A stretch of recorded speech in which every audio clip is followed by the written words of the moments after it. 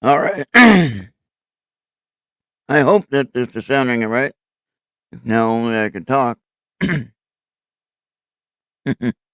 Well, the Vikings, speaking of football, the Vikings really surprised the heck out of me today.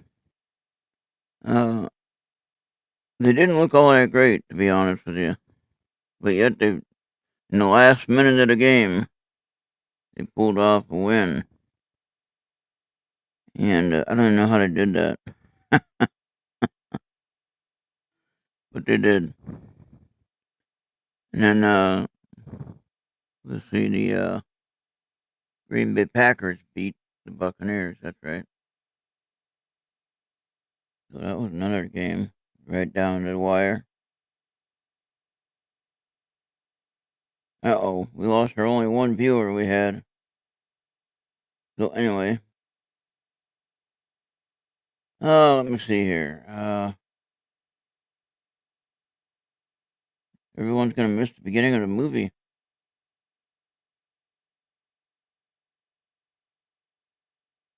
I wasn't asked anyone who, if anyone is hearing me okay.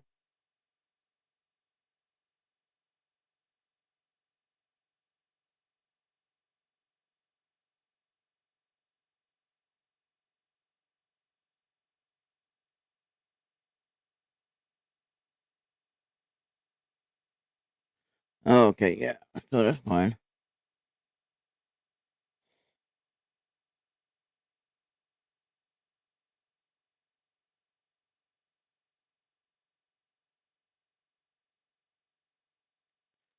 I want to wait till some people get here so that I don't play the beginning of the movie and nobody sees it. Then it's, oh, can we start it over? No, I don't think so. All right, so we're gonna go ahead and get going anyway, and people will come in if they want to watch.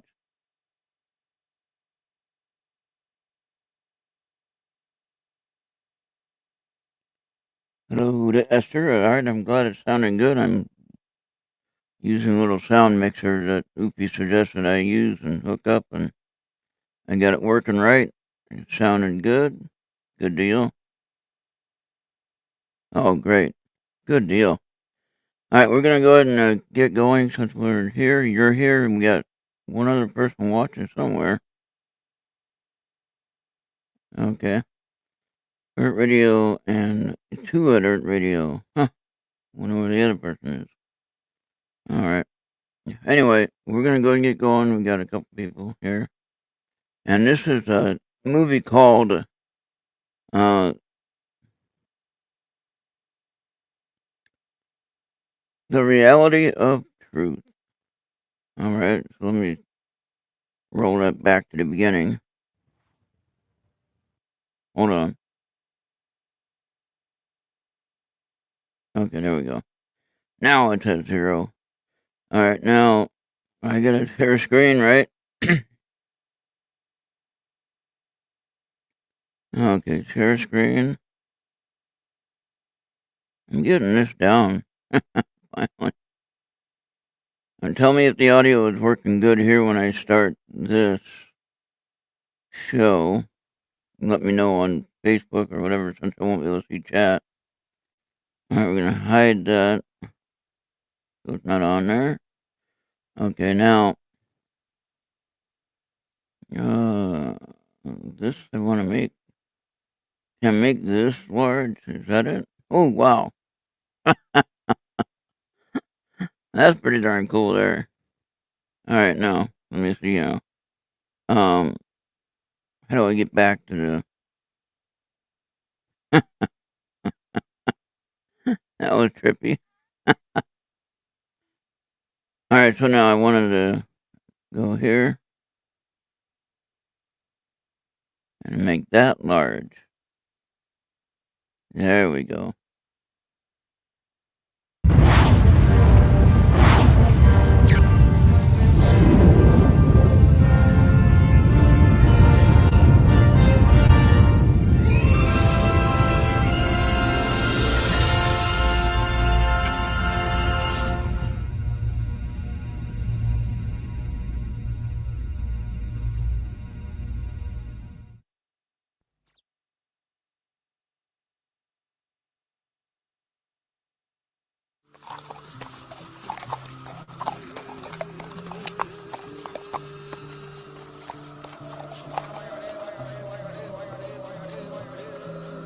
There's a story in the Bible about God providing manna from heaven, food to sustain the Israelites while they were wandering in the wilderness.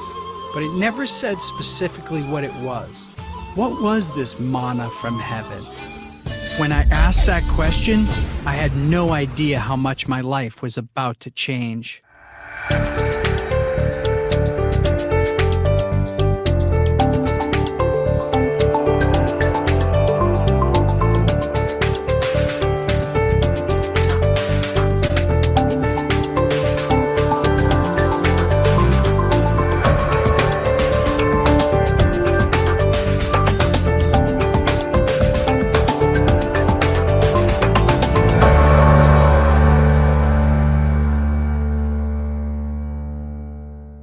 The first miracle that Jesus was reported to have done was turning water into wine at a wedding. The story goes that they ran out of wine, and Jesus put a portion of the manna into the water that they boiled as tea. He told the waiters to pass it out as wine. So I call up Deepak, and I said, Deepak, I got to talk to you. I just found some stuff in the Bible that's not making any sense. I think I found some psychedelics in there. I think there's meditation. Like, what do you think? And he's quiet on the phone.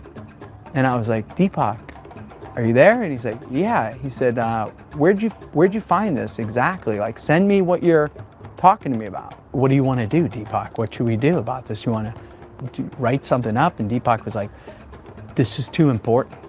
He's like, why don't we have a conversation about this? Could part of the religious experience have to do with plant sacraments?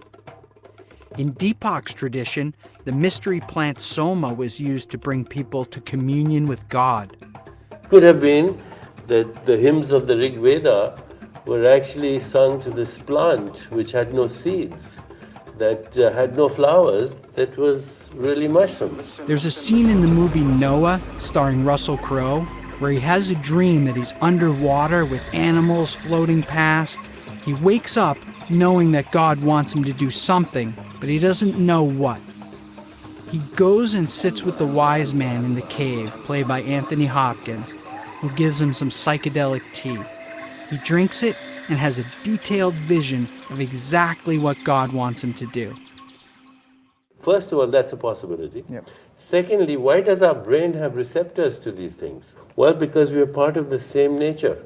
We're not separate from nature. Science is based on a subject-object split, on a separation that is artificial, me and the universe, when in fact I'm also part of the universe. Sure. So the same electrical storms that create thunder and lightning in the sky create synaptic firings in my brain, which creates thought. Mm-hmm. We are part of a wholeness. And what the religious experience is to experience that wholeness. What is enlightenment but being one with the source? So whilst they gave people what I wouldn't even call altered state of consciousness, I wouldn't call them hallucinations. They help people break out of the everyday hallucination of separation and to the reality of truth. And whether they did it through wine or manna or soma, who cares? It doesn't even make any sense. How could these ancient plants that connect you to God be somehow taken out? Could these plants be the ancient wisdom that we need for our modern problems? What we call today everyday reality, which we take for normal, okay? Mm-hmm. There's war, there's terrorism, there's global warming, there's social injustice. 50% of the world lives on less than $2 a day. The environment is totally screwed up. And we say this is normal. Yeah. It's psychotic, mm-hmm. right? And it's psychotic because we have created it. What do you think it would take to break through that boundary at this point? I mean, here we are in this 21st century. Let's have a party. We'll bring everybody down to Peru and enlighten them. Yeah, and put some in the pot and let's drink it. Amen. Amen. Did Deepak Chopra just tell me to go down to Peru and drink ayahuasca tea, one of the most powerful psychedelics known to man? Still dazed by what Deepak had recommended, I bumped into our friend Jerry, who had generously loaned us his beach house for the interview. I was curious what he thought about what Deepak said. I didn't realize at the time, but Jerry's world was spinning out of control. Despite having sold his company for almost $100 million, Jerry was abusing drugs, drinking a lot of alcohol, his family was in shambles, and he was basically trying to kill himself slowly.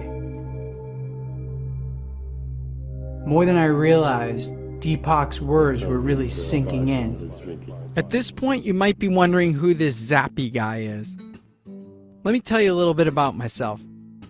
I'd done everything society told me to do. Go to school, get a job, make a bunch of money, fall in love, start a family. I was living the American dream. I bought beer.com for $80,000. A few months later, I sold it for $7 million. Here I am starring in my own Super Bowl ad. Life was becoming very surreal. Even though I had it all, my conversation with Deepak made it clear that there were other experiences that I needed to have. The value that I place on the experience is more important to me. So I always felt like I'd rather have a passport full of stamps than a house of a certain type. It occurred to me that, like most people, I'd been searching for happiness outside of myself, and I was having the realization that I might never be truly happy unless I went inside my own mind to look for some answers. Albert Einstein famously said, "You can't fix a problem with the same consciousness or thinking that got you into the situation." What this meant to me was that if I wanted to solve a problem in my life, or if we as a society wanted to solve some of the big problems we have, like violence, eco-destruction, addiction, depression, we needed to change our collective consciousness. Could society use some of these ancient techniques for its modern problems? I was inspired by people who came before me that seemingly had it all, but chose to take the risk of going inside their own minds. These people were what I would call psychonauts, sailors of the mind. And I saw that these people were going inside their minds and exploring inside their minds as part of what they wound up doing. And I thought, wow, I have to do that.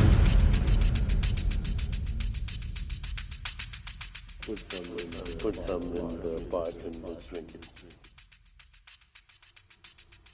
I figured before I got too extreme and sat with a shaman, I should go out and talk to some of Deepak's friends about our so-called reality. If you only identify with the realm of 3 dimensions, if you only identify with the realm of the body, if you only identify with the mortal circumstance and the mortal experience, then to that extent you are at the effect of those circumstances.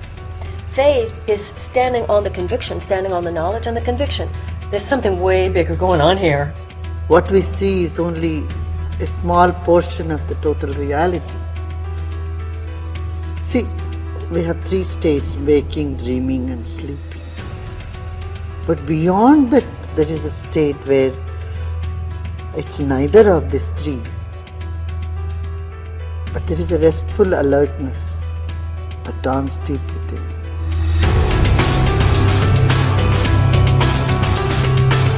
There's nowhere where we escape from being energy, so we're always energy. What we see as it looks physical material is actually the reflection of light, photons of light that hit our energy and bounce back. So we're reflecting light, but we're reflecting it as a force field, a tornado of energy. If we can stand within the unreal world, the ultimate unreal, that appears real, that seems limited by the laws of time and space, and yet have faith in the realm beyond, that literally invokes that realm into being.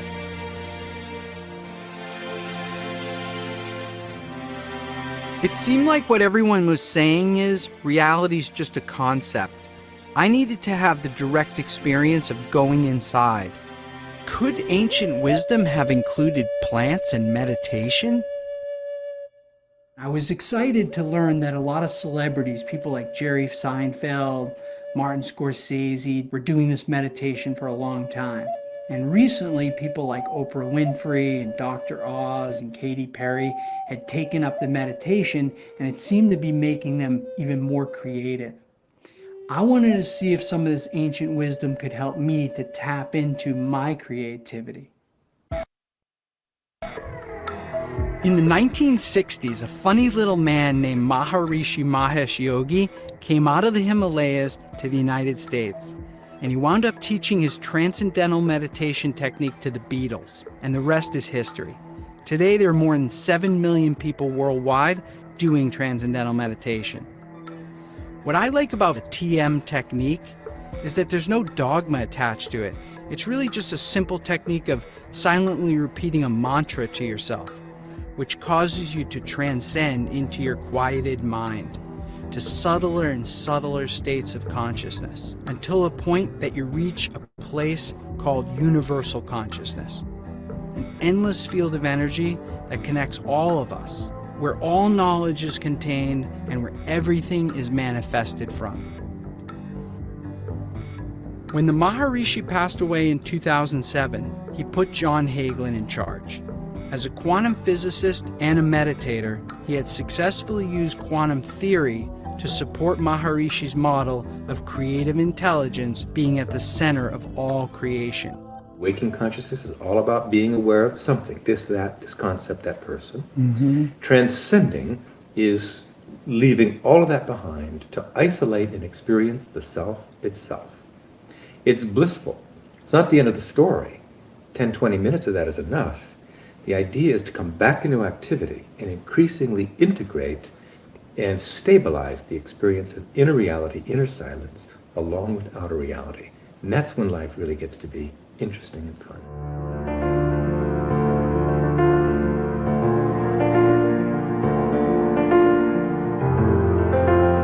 The mind has two aspects to it. It's the brain, this which is very concrete, you can measure it, you can touch it, but it's interacting with this field of consciousness. And what they come together is our individual self, our individual personality. And that's what most people think they are. I'm 5'11", I have this education, I'm this part in society, I have this amount of money. But that's not fundamentally who you are. And to know that, you need to have the experience of that. And that's where meditation experience comes in.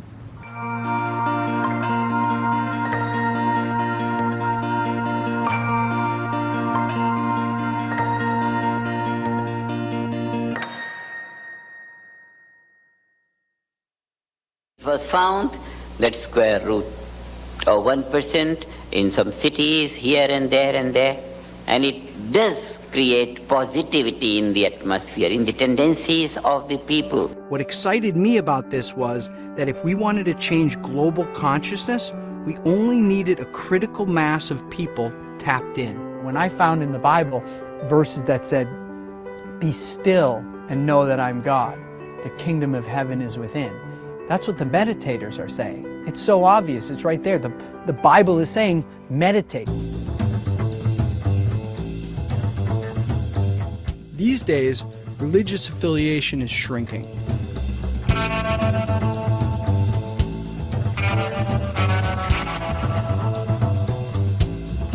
I needed to go speak to some of the religious leaders and top scholars of our time about whether meditation was once part of religion. When it comes to religious leaders, there's no one more high profile than Joel Osteen. I wanted to ask Joel what he thought the manna from heaven was. I've always thought that it was like bread, you know, like a mushroom or something. That's what I heard. That's what I heard. Yeah. I'd like it if it was mushroom. It could sustain them and... Wow, I did not expect that. Bible descriptions from Moses and Jesus sound more like mushrooms than bread. In fact, every other miracle that Jesus is reported to have done was after they drank the mushroom tea. St. Mark's Basilica in Venice, Italy. Here's all the disciples, here's Jesus, and giant mushrooms behind him. Oh, very cool, yeah. So, got Jesus over here with these giant mushrooms behind him, planted. Jesus with the giant mushrooms behind him.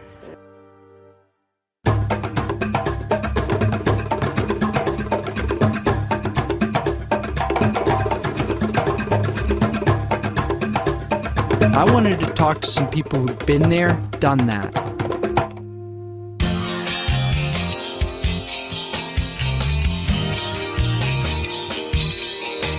I've probably had as much psychedelics as anyone alive. When you fall away for a minute, something happens. That's actually the beginning. And now you have to relearn the world just like you were a baby.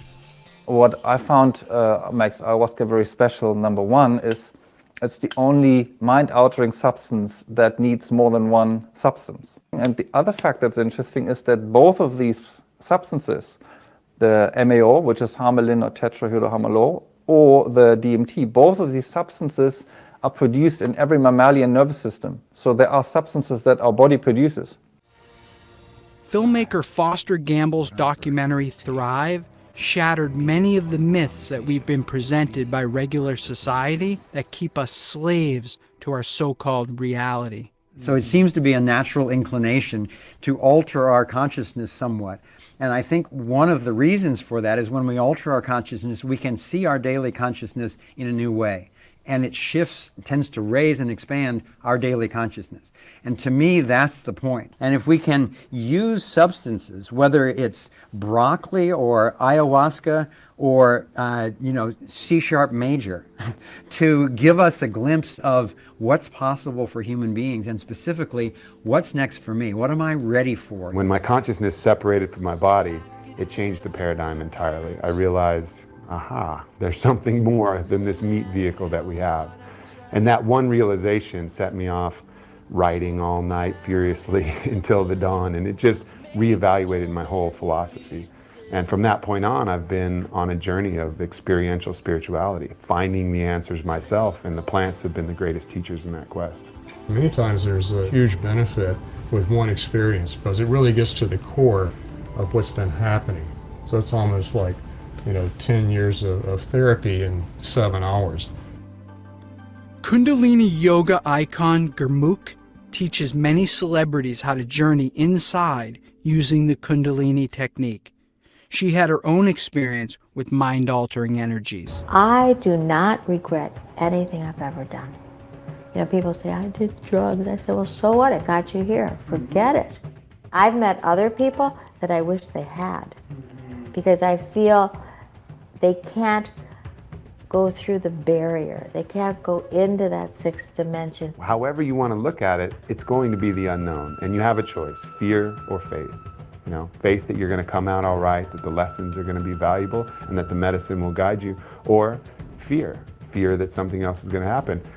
It's going to be the unknown either way, so might as well choose faith. There are times in life where through different means, and God works in mysterious ways, we're shown the mountaintop. It's like through grace. It's like the hand of God lifts us up and just shows us the mountain. I owe a definite debt of gratitude to my experience with various substances. I can't endorse it unless you're at a certain space, in a certain environment, with certain true healers, because it can run havoc, just like LSD did. They are powerful, transformational tools and have to be respected. And if you approach them with enough humility and respect, I tend to believe you'll be fine with them. People are afraid that when they go down there and do these medicines, they're going to lose the things that they love the most about themselves. And that's just this common fear. You get someone who loves their career, and like, what if I go down and tells me I want to be a yoga instructor? I'm like, it's not going to do that, man. And if it does, you're going to be even happier about the fact that it did. There's an opportunity to use psychotropic drugs, which will open up that mind and show you, my God, who you really are. I'm fascinated by it. I'm interested in it. I believe it will have real utility somewhere. It's too soon for me as somebody that's trained to, a certain way, do no harm, help, really be clear about what you're doing. We're not clear yet. Whatever it takes, whether you do the drug or whether you do the meditation exercises or whatever way, I don't really care. There's no doubt in my mind that the first indication, the first formal use for hallucinogens will be at end of life.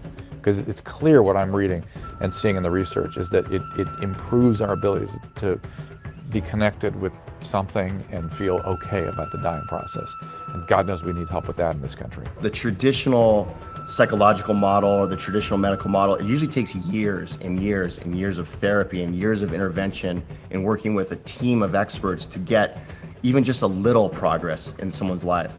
What I've seen, and the analogy I give, is it's 10 to 20 years of psychotherapy, often in 1 to 2 plant medicine sessions. There is a relationship to plant medicine when it is entered through the door of the traditions that brings people more to a sacred recognition of their life, their path. I think the word drug has a lot of negative connotations. I can't think of, maybe if some drug actually cures someone, it's medicine. See, I haven't heard of people going off their ass. I've seen people go for it. Before I took the final leap, I needed to hear it from a psychedelic badass. That person is Ram Dass. His real name was Richard Alpert, born to an affluent New England family. He attended Harvard and after graduation began as a researcher at the university. It was the 1960s and LSD had just been discovered. The government was studying its effect on individuals and enemy combatants. While a researcher at Harvard, Alpert and Professor Timothy Leary started to run experiments on students with psilocybin mushrooms and LSD, both of which were legal at the time. The results were nothing short of miraculous. Users were reporting that they were having life-changing experiences, including a study that showed that 60% of alcoholics that were given 1 dose of psilocybin mushrooms in the right set and setting were never alcoholics again.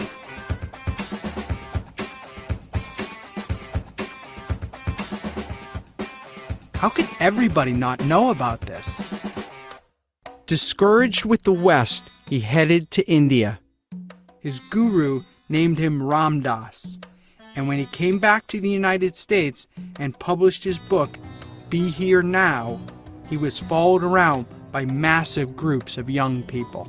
If anybody has the right intent to want to go to their own spiritual insides, the psychedelics are wonderful for them. Wonderful. Would you recommend that somebody Yes. looking? Yes. So seekers should go find a shaman. Sure. And go down and. Sure. That was it. I was going to gather up a group of friends who wanted to take the risk and go as deep into our minds as humanly possible.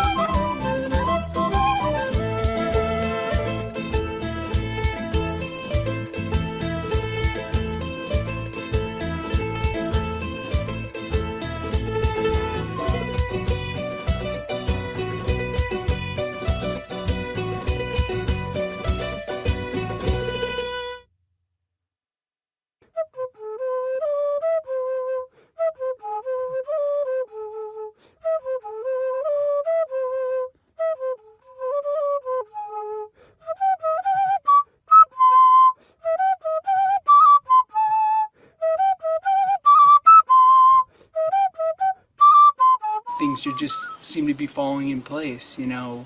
It feels like it's guided, it feels like it's meant to be. So for me, I'm just letting it go, you know. I just assume every miracle that is going to happen is about to happen, and I should just kind of enjoy it and let it happen.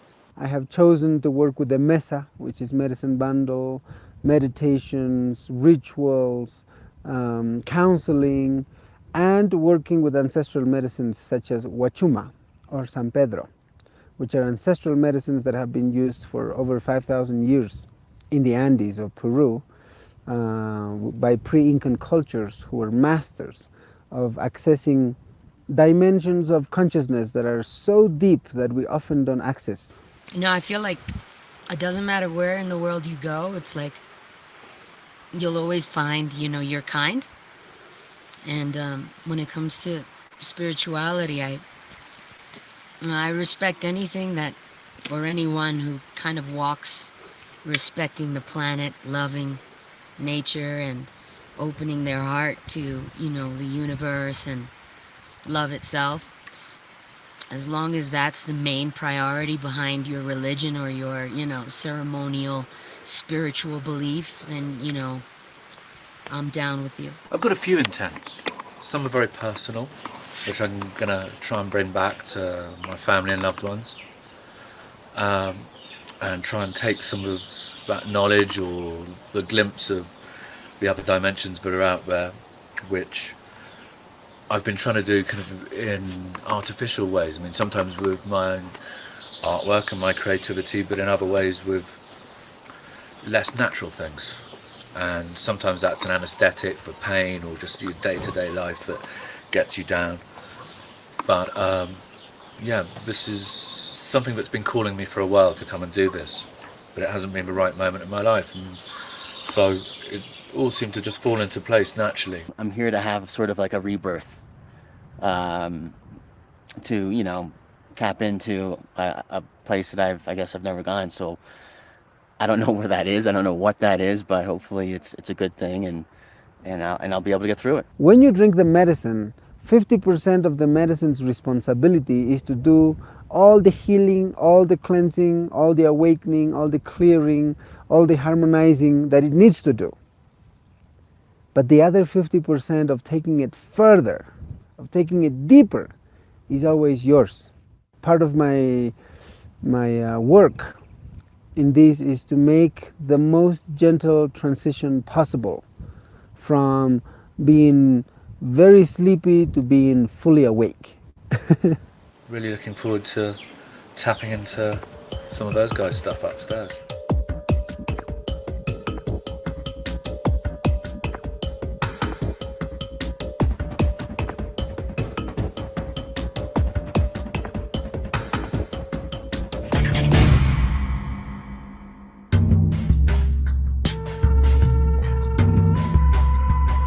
The San Pedro trip was gnarly. It was really insane because Freddie Puma, the shaman that introduced us to the catalyst to a spiritual journey, which was the San Pedro, the drink. He so in tune, that guy. And I recalled, being at the top of the mountain, at this plateau where we all, we're just so tired from this massive, high altitude trek, and we're finally, getting some air, and you're looking off at these amazing clouds that are flying right at you, and you're at the precipice of this mountaintop, and you see hundreds of feet below you, and I got this enormous sorrow that I was just overwhelmed with. And the sorrow that consumed me was something that I've been carrying for many years, kind of like a little rebellious anger, like, why am I here? Like, Dad, like I didn't knock on your balls, to come out into this, universe kind of anger that I've been holding since I was a teenager, you know what I mean? Why stay in the chaos? Why suffer? Why struggle? When you can liberate all of that and be of higher service while being gentle on yourself. I know that you need your ups and downs so that you can be human and enjoy life and transition, because it's part of the beauty of existence is to be sad and enjoy happiness. You need to know both sides. But this overwhelming sadness wasn't mine. It didn't belong to me. Ever since I was a little kid, it didn't belong to me. It's not mine. I'm a passenger, like Iggy Pop says, you know what I mean? I'm here to ride this, and in a respectful way, respect everything that I come across, and, walk my path with love, and, say goodbye after my journey's done. And he came out, and I felt this warm energy behind me, and there he was, while I was on the rock, overlooking the clouds that are flying towards me. I was just crying, And he touched my shoulder and he said, "It's not yours, let it go.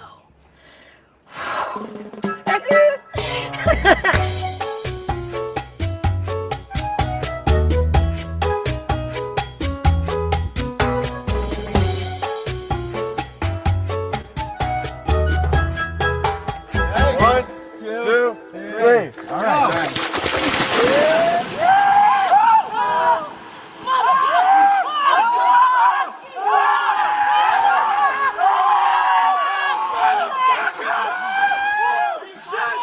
If my trip ended today, I've had, 20 years of heavy pain lifted off of my shoulders, and I'd be a happy camper without doing the ayahuasca. So, I'm feeling really, really, really, really light on my feet, happy, appreciative, and receptive. Very feminine, I'm such a tomboy. It's kind of about time I step into my femininity. My full intent coming down here, my macro intent was to try to share with everybody in the world, for that matter, the fact that there's different ways to see reality, and that we sort of in this moment of chaos need to take a step back, everybody, and just try to see things a little differently. The only way that you're supposed to fulfill your role is by being yourself. That is the heightened you. You attract more love and you attract more energy. One of my intents and one of the things I asked for was to face my fears. And I realized that, no, I don't need to face my fears. My fears are not going to go away. First, I have to accept myself with my fears.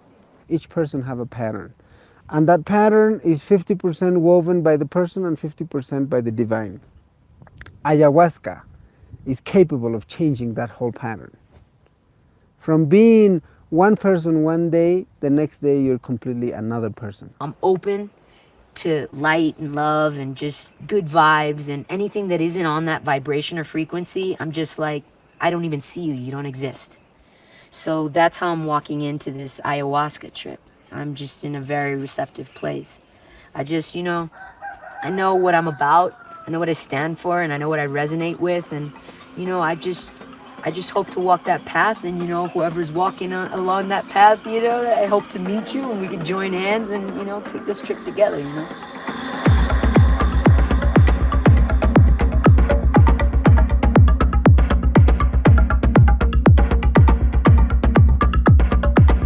Happened for me in my ayahuasca experience when I was sitting there and I realized that I had just died. As I was looking at death and experiencing death, I saw how dynamic it was and how much was going on. And I realized that I never needed to fear death again. It was totally liberating. And as I spent time in this ayahuasca experience, I realized that I was sitting in a place where I could ask any question. I could go into the future, I could go into the past, whatever I wanted to know. So I'm going to ask a big question. So I decided to ask, why do bad things happen? And immediately upon asking that, I was ripped out into the edge of space, back to where when you're a kid, you go, yeah, but what's past space? And people go, oh, more space. And what's past that? More space. I was out there on the edge looking at everything in the universe basically contained, like God would look at it. And as I'm looking at it, Spirit said to me, you see that? It's totally balanced. It's perfect. And I looked at it and I was like, wow, that's true. It's totally balanced. It's perfect. If something happens over here, it'll just be made up over here. And as soon as I had that realization, I was sucked right back in. I was sitting in the room again. And as I was coming out, I just started to laugh. I was laughing and I realized that I had just gotten the entire human cosmic joke. Here we are with God, the man with the white beard, and Buddha and Muhammad and Jesus, all these men. And I was with God, and it was a woman. That has stuck with me every day since my ayahuasca experience.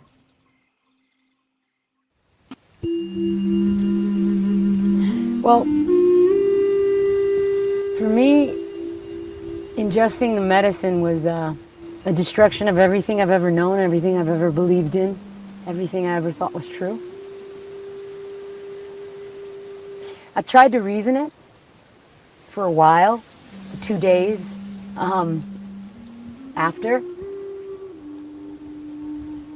Try to reason the idea that it's a hallucinogenic drug, Michelle. It just, it takes things from your subconscious and projects them. There's absolutely no way that there's any truth in what you envisioned.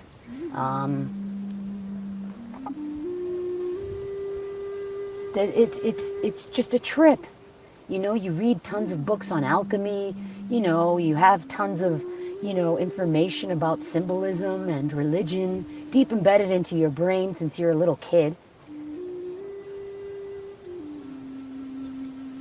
But I know in my heart of hearts, it's not true. And that everything that I have ever known could quite probably be bullshit. And it makes me happy. I felt a peace and calm that I've never experienced in my life. An overwhelming feeling that I could relax instead of constantly macheting my way through life with my urban armour on. It just stripped everything away and put me in contact with something that was a benevolent higher power, is the only way I can really describe it. It's such a hard time in the middle of it. I know.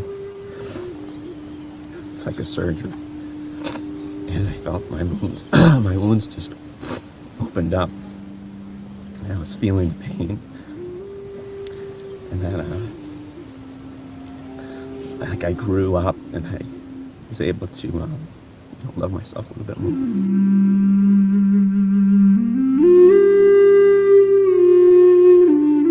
Once I got through that hard part, or the part that I needed to get out, it was just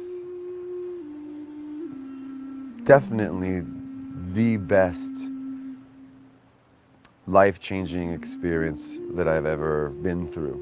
When people access these medicines, they need to access with full love, with full willpower. Otherwise, they need to find other ways. People will transcend anyways. Now is the time.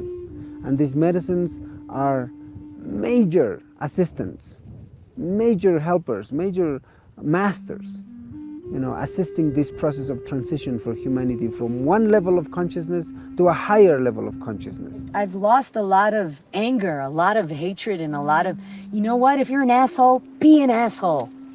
It's your fate. You know what I mean? Like, I'm easy now.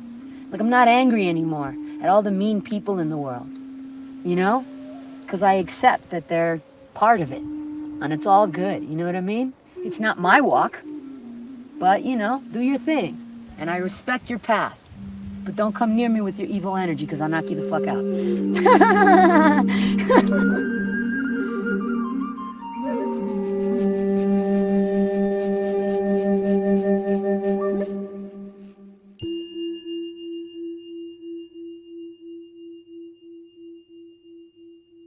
It all comes down to intent for me. If your intent is right, it's going to work, it's going to be better than you thought, and you're going to have a lot less chaos. It seemed to me that nature recognizes that people are highly stressed and that people need healing medicines for the problems of addiction and depression.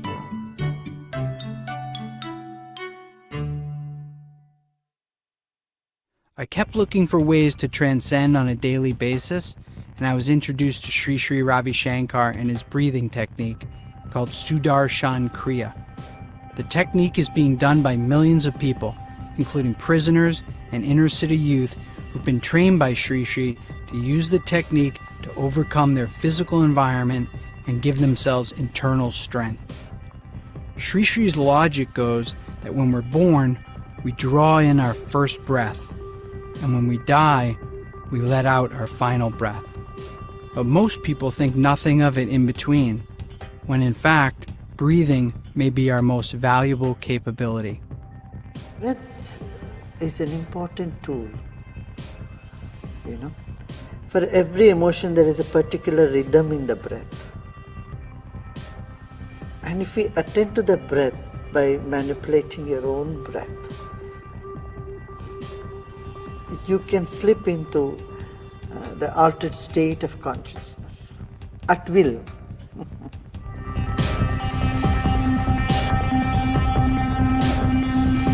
I learned the Kriya breathing, which blew my mind. The fact that I was able to put myself into a psychedelic state with just my breath. Lightning bolts were shooting out of my hands and feet. Time stood still.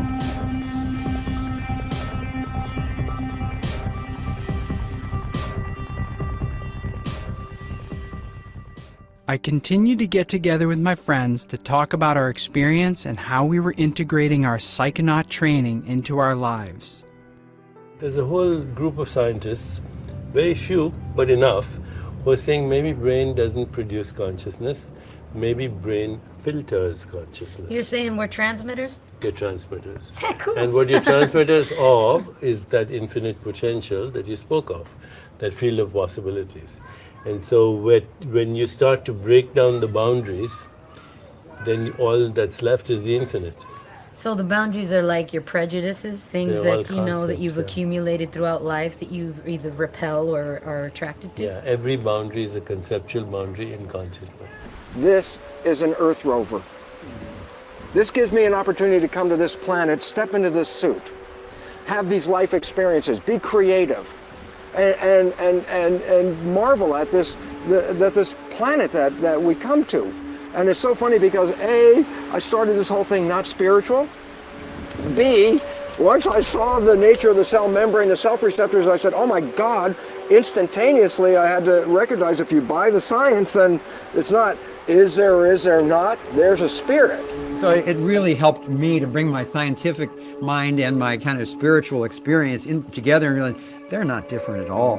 We're just discovering through all these pathways how all of that is one.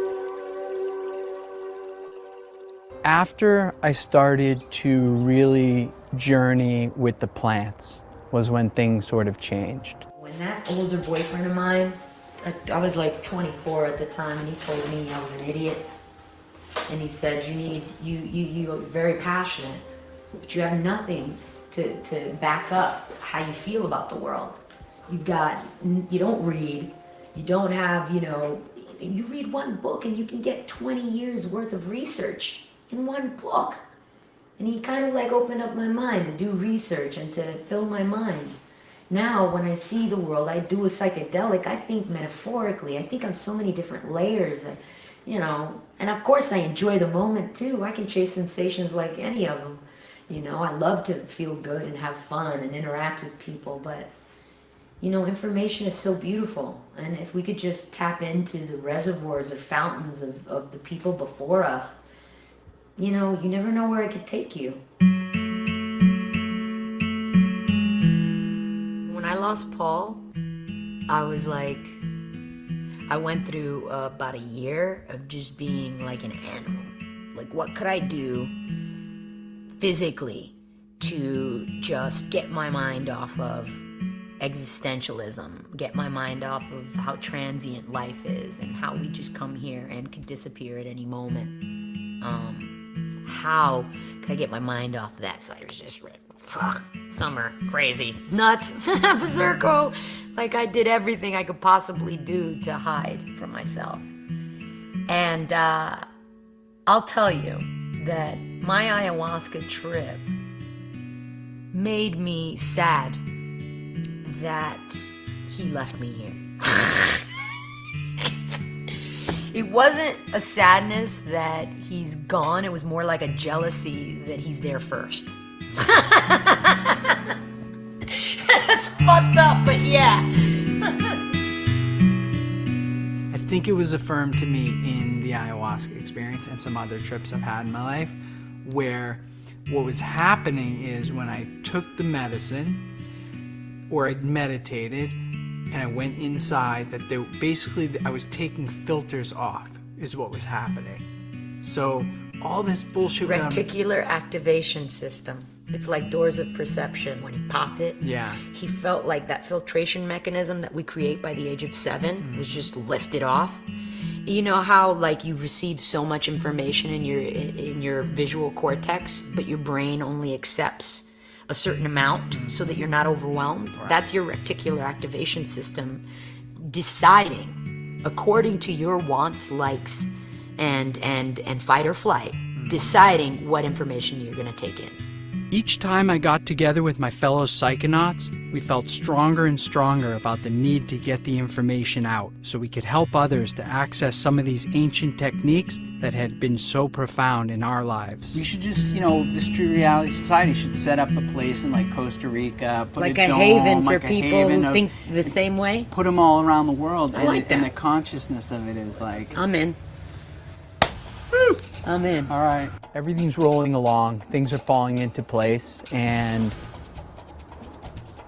like everything in life, you want validation. You want to know that it's having some kind of an effect beyond just, hey, I'm having a good time, I'm learning a lot, I'm having all these cool experiences, but is something really happening? And I was looking for some kind of sign that it was making a difference, because I couldn't see what the difference was, and other than my own friends and people around me. So I was kind of thinking, God, give me a sign here that this is making a difference, that there's something to it. And then the phone call came from Jerry. Who I hadn't seen since we shot with Deepak in his apartment years earlier. Unbeknownst to me, Jerry had taken Deepak's advice as well, and he went down to Costa Rica to do a plant medicine called iboga that comes from an African root. It's the strongest psychedelic known to man, and Jerry was taking it to see if he could break his addiction. The full moon came to Jerry and asked him if he wanted to see why he was so messed up.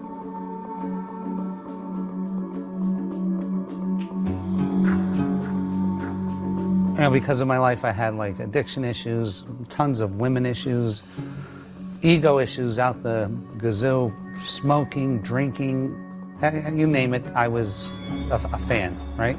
So I said, what's wrong with me? And so what happened then is that my body went to a house that I hadn't seen in 48 years. It was my grandfather's house in Scranton, Pennsylvania. And at the front of the house, like 3-year-old me is going like this to me. He's like waving me in. And I'm looking at the floor, and there was, as a kid, I knocked over cranberry juice or grape juice, and it hit the wall. And that stain was on the wall.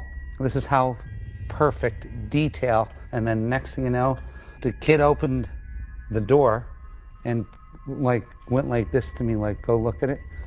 And my grandfather was sexually molesting me, and I was 3. The moon told Jerry to go see his dead grandfather and have him explain why he'd done it and give him an apology. Jerry went to see his grandfather, who denied it ever happened and sent him away. She told him to get his father to help him to get an apology from his grandfather.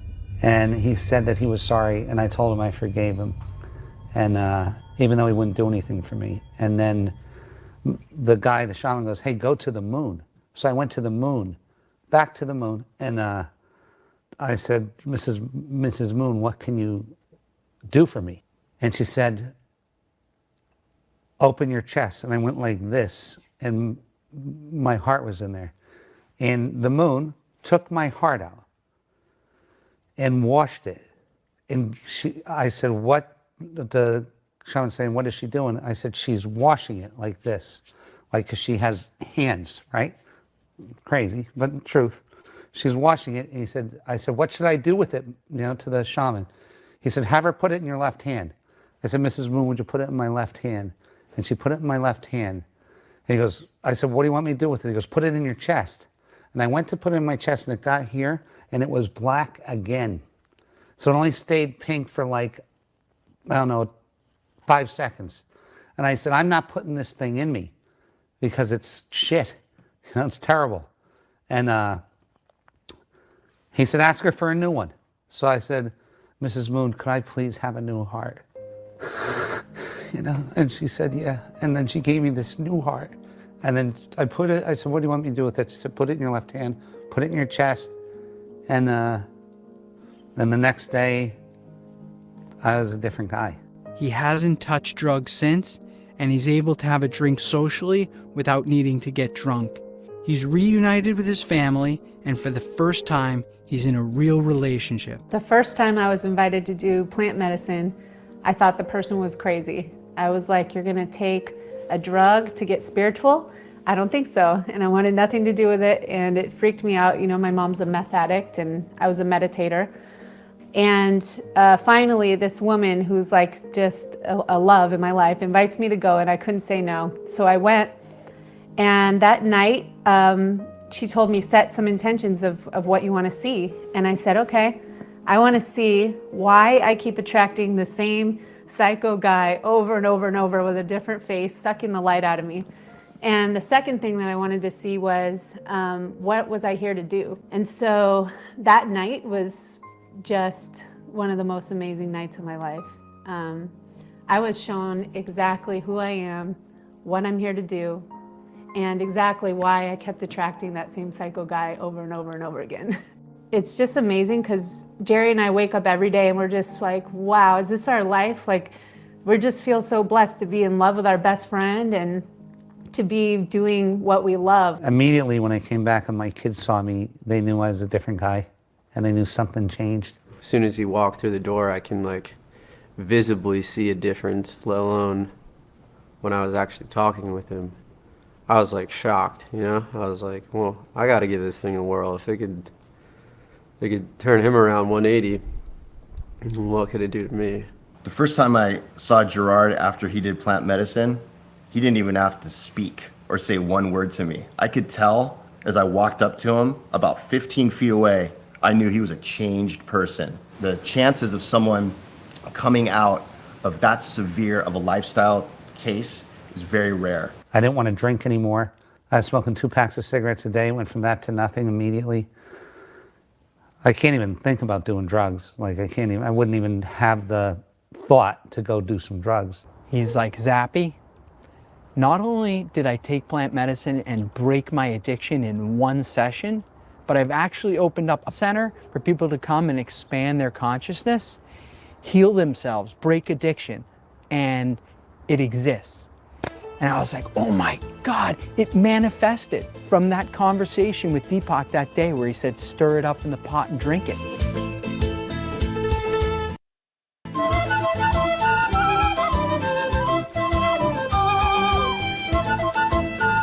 The moon told me, and this sounds so ridiculously crazy, but told me to go buy a center and to make it a plant-based center.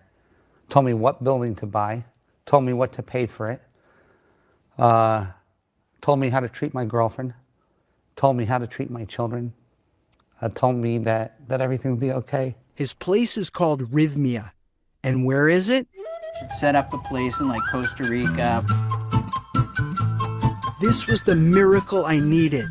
This place had manifested out of that single conversation and the desire to help people break the wiring. The first ever clinic where people can go to expand their consciousness and heal themselves. While you're at Rhythmia, you can receive counseling and spiritual development, including a program developed specifically for Rhythmia by Reverend Michael Beckwith called The Answer is You. It's a consciousness expanding program that allows people to, one, take 100% responsibility for their own life, come out of the shame and blame game, blaming others. 2, it moves you through a period of forgiving yourself and forgiving all others so as you can be clean inside. 3, you begin to embrace the vibration of intentionality, having an intention or a direction of how you want your life to be. You have to choose this. If we don't choose it, then the undertow of the human society is choosing for you. Going to a place like, what's being created at Rhythmia is a place where you can literally just come back to life's rhythm. The miracle that you're going to get is that you're going to get the real truth. And the truth is that We are all of us, connected from the same thing. And that love is the thing that holds us all together. And when you get to that truth, that's the whole thing that you've been running from your whole life, is that one truth. And then you come and you come to a place like this and you get to see that that's the truth. Then there's the miracle. And then you can walk away and go, you know what? You know, I lost everything this weekend or this week, but I gained my life. And what more could you ask for in a vacation?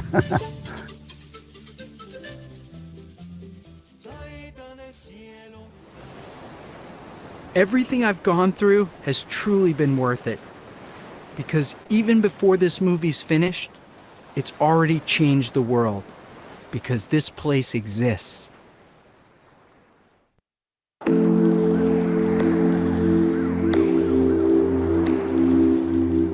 Every act that comes from purpose is supported by nature and has the potential to change things in ways you could have never dreamed of. How do I channel all of this connection into being an efficient human being in society, into giving back? Because for me, love is everything. But you have to almost have a way to re-enter the ayahuasca experience almost on a daily basis to stay tapped into it. And that has to be through meditation or through something that will deliver you back there, if only for a moment.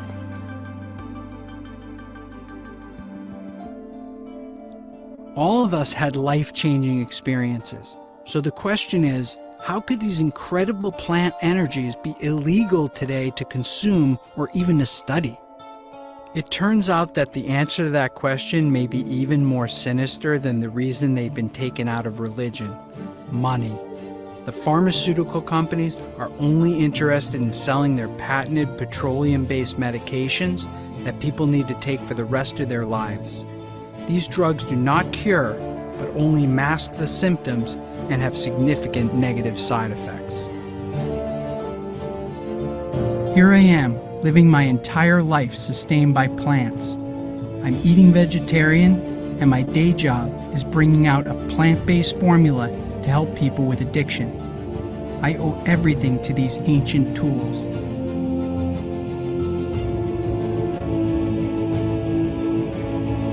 Plant medicine, meditation, breathing. These are some of the tools that were once part of the religious tradition. It's time to bring them back.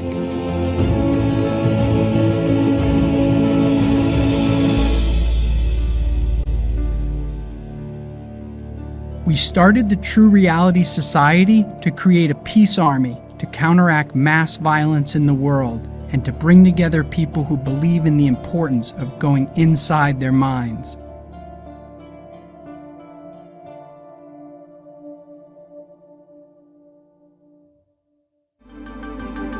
When the sun comes up, I know I've lost it. To the spirits that live beyond us. But every time I sleep, I'm back in your arms and we've just begun. Oh, how can I get back to the place where I lost track of all that was dear to me?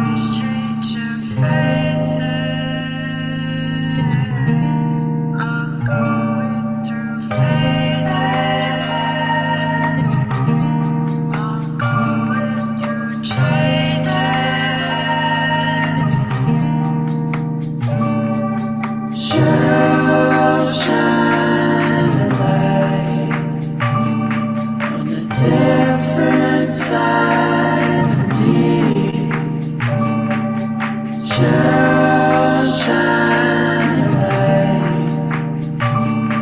She'll show me what I need. I'm going through changes, always changing faces. I'm going through phases. I'm going through changes.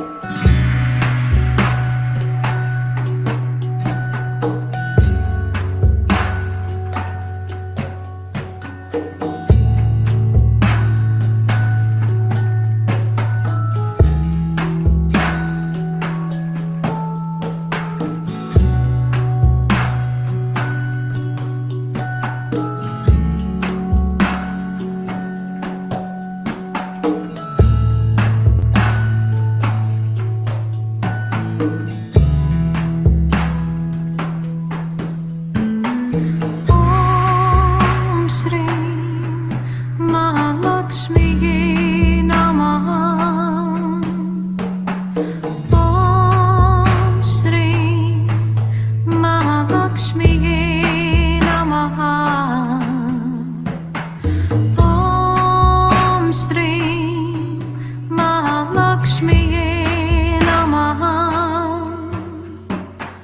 Om Shri Mahalakshmi Namaha. Om Shri Mahalakshmi Namaha. Om Shri Mahalakshmi Namaha. Om Shri Mahalakshmi Namaha. Om Shri Mahalakshmi Namaha. Om Shri Shri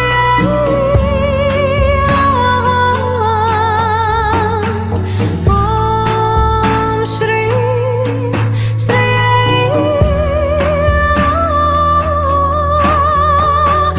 Om Shri Shri Om Shri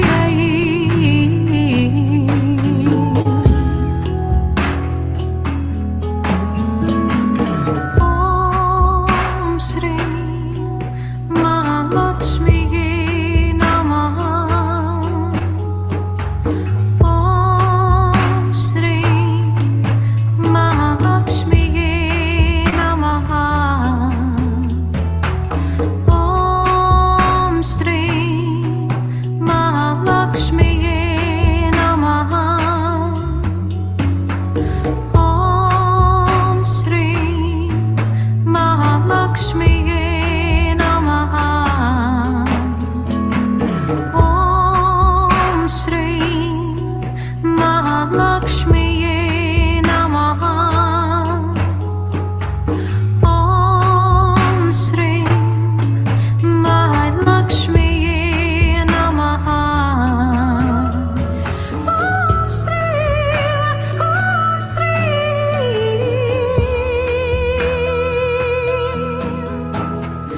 Om Shri Mahalakshmi Namaha. Om Shri Mahalakshmi Namaha. Breathe in slowly and then breathe out slowly. On the in breath, perhaps having the thought peace. And on the out breath, the thought joy, peace, on the in-breath and joy on the out-breath.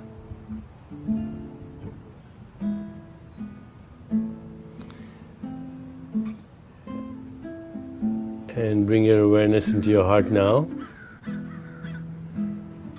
And remember a great experience of love.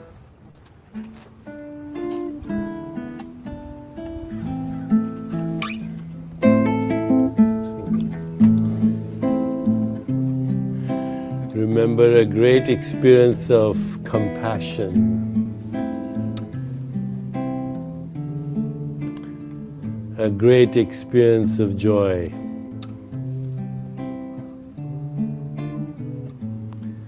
A great experience of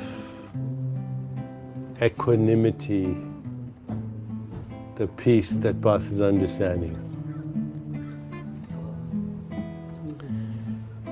And now bring your awareness back into your whole body and allow the boundaries of your body to slowly dissolve and merge with your surroundings. Recognize that every boundary is conceptual. There's no boundary. There are no national boundaries, there are no tribal boundaries, no ethnic boundaries, no racial boundaries, no religious boundaries. They're all imagination. And they have limited our potential. We are the stars, and we are the sky, and we are the moon, and we are the galaxies. We are the cosmic horizon, we are the Big Bang, we are the laws of nature, we are Planck scale space-time geometry where everything dissolves into all possibilities, where Platonic values like truth, goodness, beauty, harmony, evolution are embedded as the essential raw material of the universe, where there is mathematical truth but also musical truth, where there is the poetry of the universe and the dance of the universe, and we are that dance. The Sufi poet Rumi says, look at these worlds spinning out of nothingness, this is within your power. We come spinning out of nothingness, scattering stars like dust.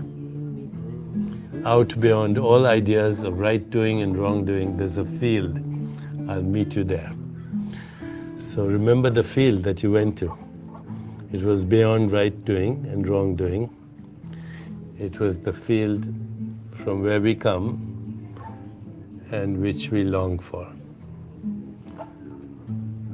I'll let Roberto finish his Peruvian shamanic song.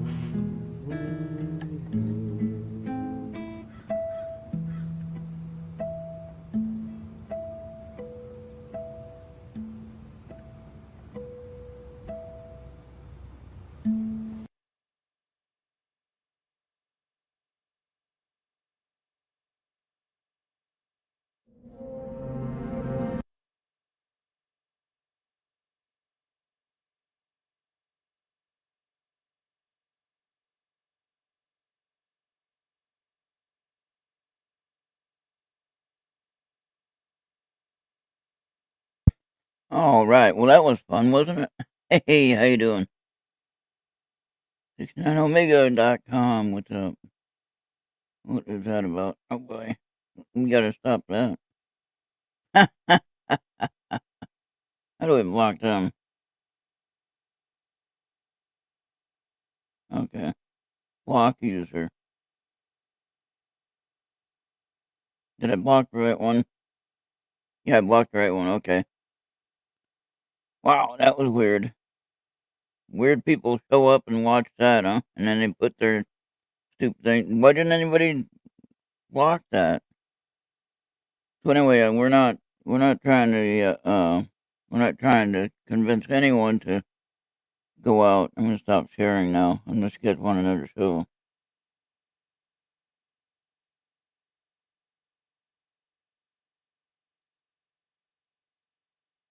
Okay, what is that one now? Oh, there we go. Okay. I stopped sharing, right? I turned that off. Okay. What is that one now? That's the one where we showed the whole one.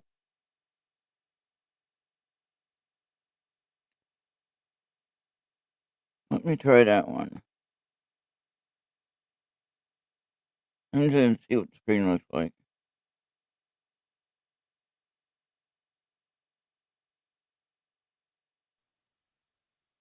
That's one I need.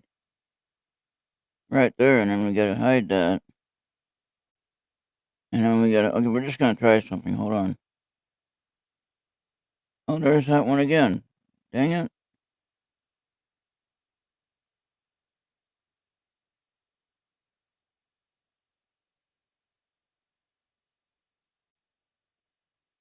Remove that.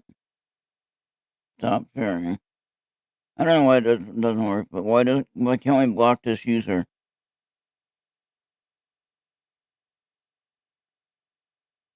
Okay, why can't we block this user? Put user in timeout. Why can't we block that user, people? It's ridiculous.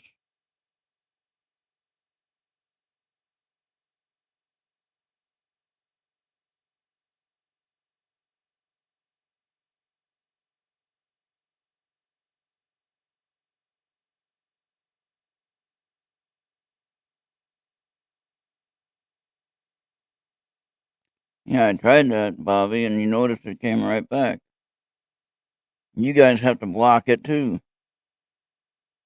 Okay? Yeah, I'm trying to. You guys gotta block it too, though. When I'm not seeing the chat, you guys have to see the chat and block it. Yes, you do. If you're a moderator, you can block them. They are not a moderator. You guys are. And if you're not, then I have to make you a moderator. Hold on. Let me see if I can do that.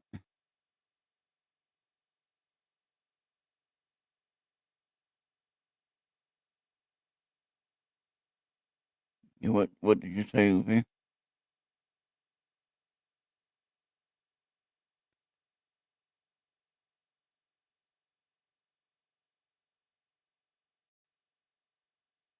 Right, but I thought you did.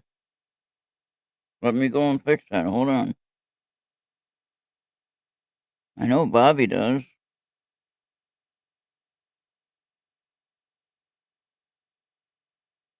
Why do they want to come in here and do that shit? We're trying to watch that.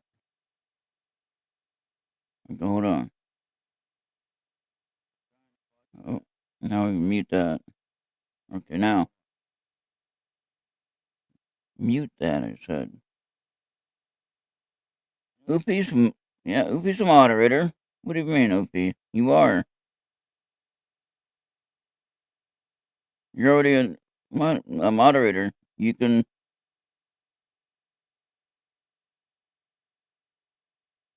I see one on your post. You and Bobby both are Blue Ranch. So if they come back, you can block them. They're right at the 3 stars or 3 dots of their name. If you highlight their name, there's 3 dots at the right side of the name when they come back, Goofy. And then you can block them if they come back. If it continues, we'll report them to YouTube.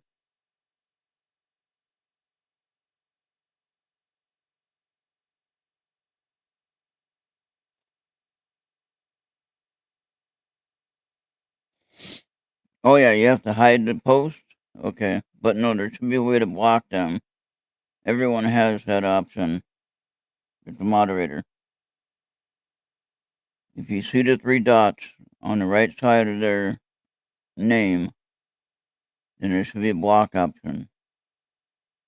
Okay? And like I said, if it continues, we need to report them. There should be a report option as well, and we can report them to YouTube. They're the ones that need to be kicked off of YouTube when they spam other people's broadcasts. We're trying to learn something. Now, so here's the thing here. Okay.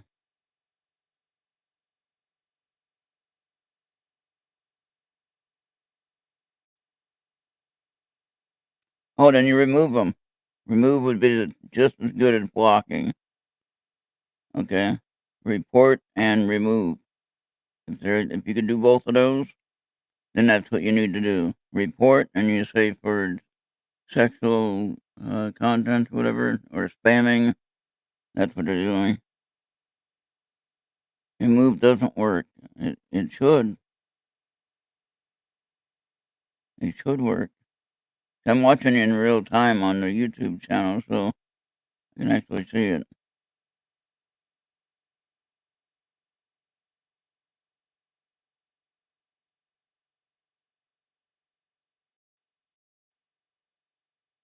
Well, now see now on here. Okay, now this is when I go full screen like that, I don't even see the chat.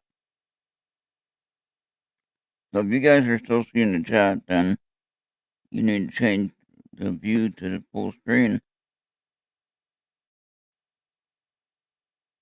But yeah, and then we just need to report and remove. And we'll just keep doing that until they get tired of it. Eventually they'll get tired of it. They'll go hack somebody else or go harass somebody else, whatever. But yeah. So I was wondering who the heck that was. So anyway,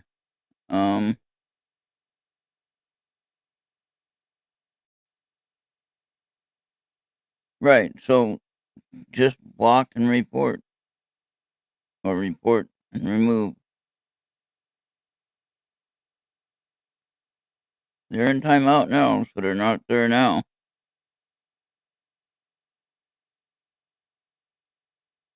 Okay, so now let's get back to. We only got 3 likes. What's going on, people?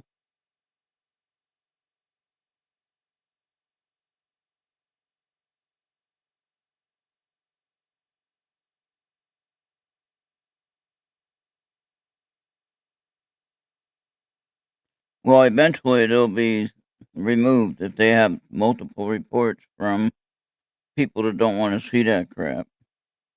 Okay, so that's all we can do is report and remove or time out or whatever it is we need to do, hide, whatever it is. Um, but while I'm watching it on full screen again, I do not see the chat. So I need you guys to be watching. That's why you got the blue wrenches. All right, so you know what I mean. I mean, you guys got the blue wrenches to help me moderate. That's what it's about. So just if you have to do the same thing 3 or 4 times or 100 times, and then we just go ahead and keep doing it. And eventually they're going to get tired of having to come back with a new name. All right. And if I did that and I did spam like that, I'd be banned for 30 days immediately, which I think is BS. So anyway,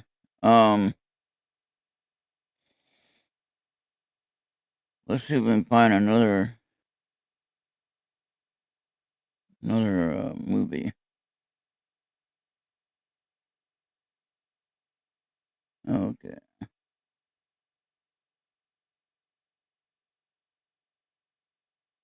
Okay. What we wanted to do free movie.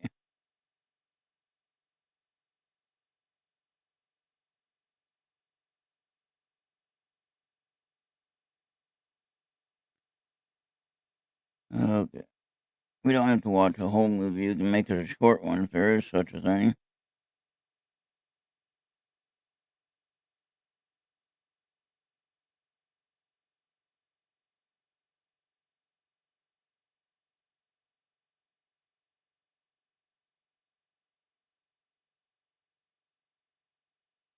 I don't know if there's any short ones.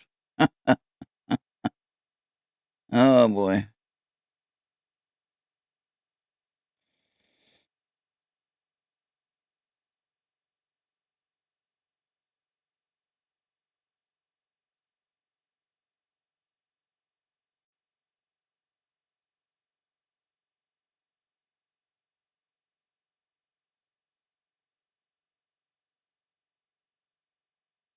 We saw the reality truth that we just watched.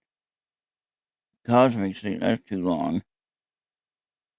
Oh, these are over an hour. Holy crap.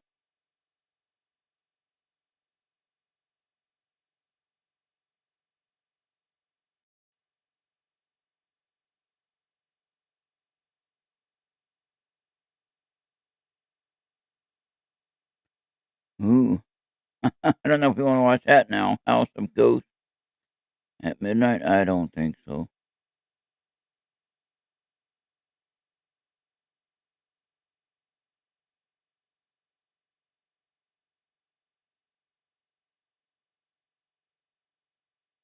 Some of these don't say free movie though.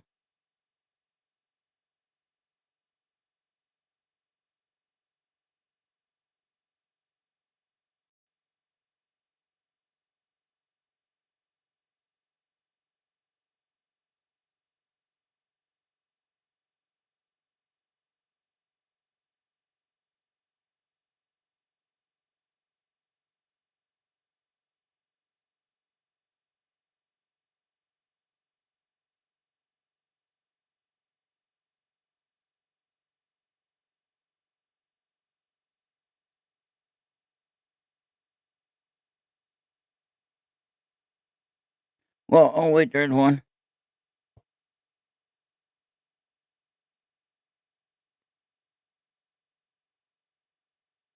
Doesn't say free though.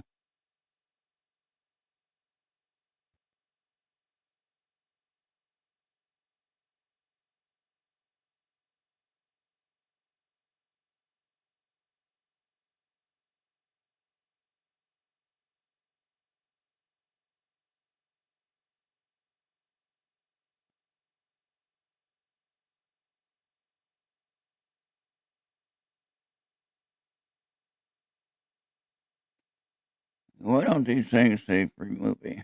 Okay, I don't get it.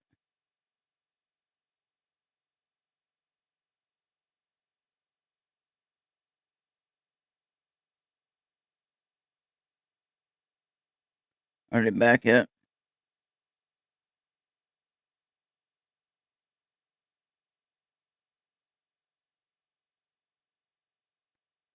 Yeah, that one says free movie.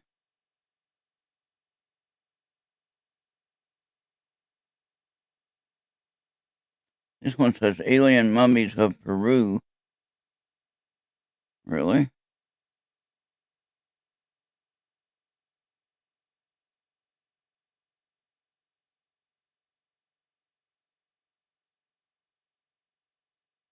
Renegade, the real life or the life story of David Icke. Well, I don't know if you want to watch that one.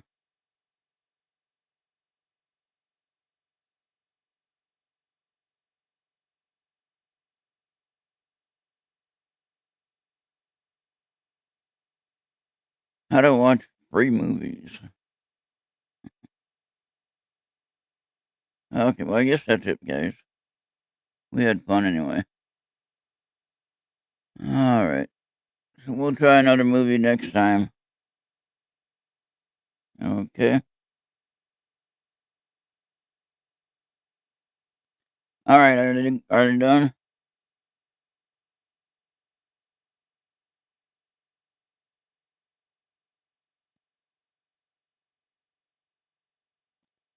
Well, thank you for catching them right away. But yeah, just go ahead and do that. Just keep reporting them, and If you can remove them, then remove them. However it works. Eventually, they will have to get a new name, or they'll get kicked off completely, because YouTube does have a way to find out your IP address and block that IP. It don't matter if you're using a VPN or whatever. They do have ways of blocking the IP where you can't even get on YouTube again. So there are ways that they can do it. And if we keep reporting them, then that should be done. That's called spamming, and it's called destroying someone's mind when we're trying to help someone's mind. So anyway, back to the point of the film. I in no way am recommending that anyone changes their regular medical routine to go and try some whacked out mental drugs. But of course, if that works for somebody, then go ahead and do that. But I wouldn't recommend it. I'd recommend using meditation. Meditation, not medication. So there's that guy again there. Now see,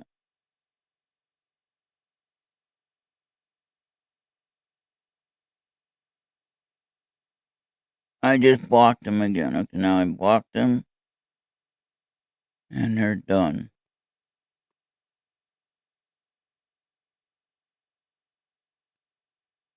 So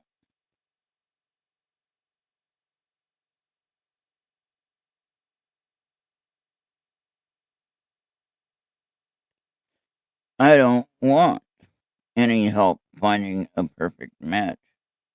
I am my own perfect match. Thank you. Anyway, we'll see everybody on the next one. We got to report that name. Please contact YouTube support and report that name. It would be better coming from a viewer rather than channel owner. Okay? Channel owner didn't do anything. The person spamming my channel is the problem. They need to be reported by a viewer other than the channel owner. Okay? Because then YouTube will know, oh, you're causing problems for other people. So then they will be banned from YouTube for possibly life. They continue this crap. Alright. Anyway, we're out of here.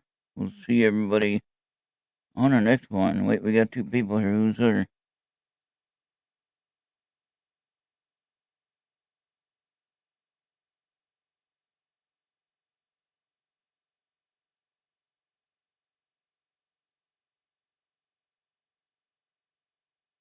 For 300 seconds, yeah, I blocked them already.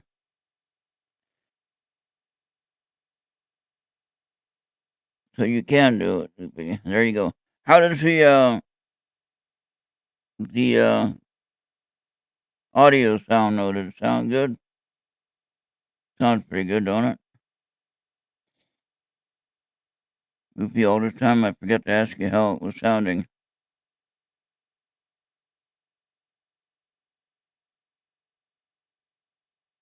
Okay, well, anyway, I'm out of here.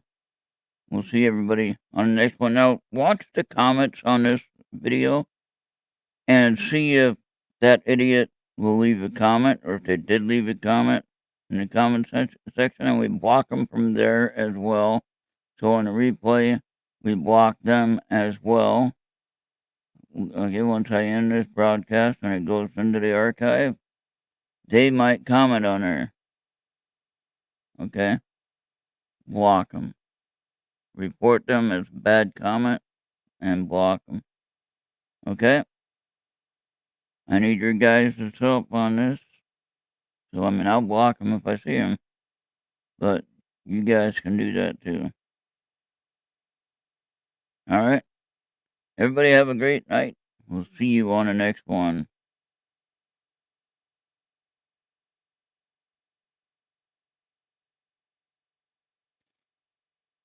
I think that's one I have to use, though.